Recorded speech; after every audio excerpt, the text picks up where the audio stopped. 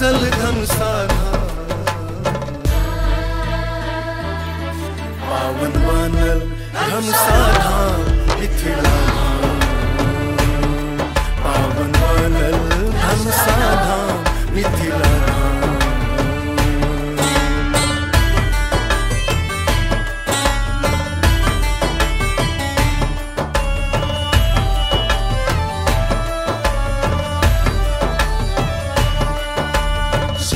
धनुष साक्षात विराजे, बाण गंगा के निर्मल धार,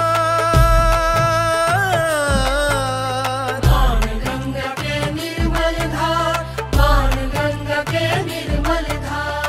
धनुष दाह में सब दिन होय छै, पुण्य भूमि पर जल बिहार, पुण्य भूमि पर जल बिहार, पुण्य भूमि पर जल बिहार। नील गाय करै छै विचरण, नील गाय करै छै विचरण, मिथिला के जयटा पावन बनल धनुषा धाम मिथिला, पावन बनल धनुषा धाम मिथिला।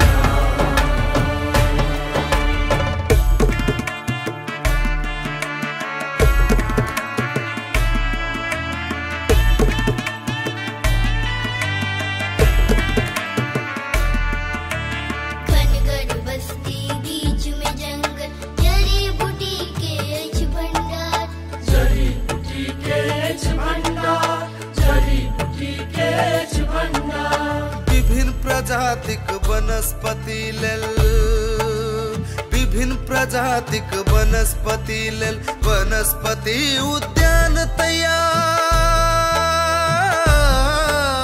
वनस्पति उद्यान तैयार, वनस्पति उद्यान तैयार। अखंड सीतारामक कीर्तन, अखंड सीता रामक कीर्तन, अतिथिक मान सम्मान। पावन बनल धनुषा धाम मिथिला धाम,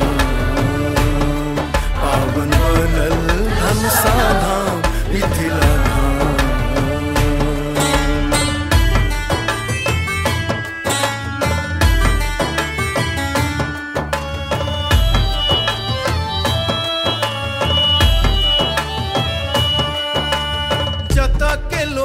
श्रम के शक्ति पुरखे सब हक देल हो दान,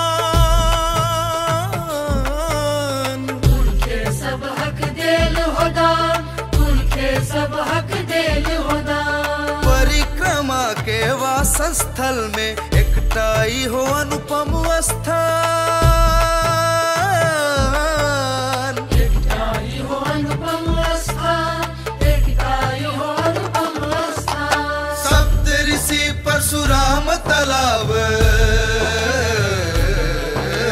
सप्तऋषि परशुराम तालाब, लगे जनकपुर धाम।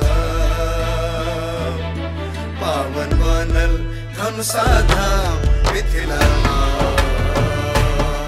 पावन बनल धनुषा धाम मिथिला धाम।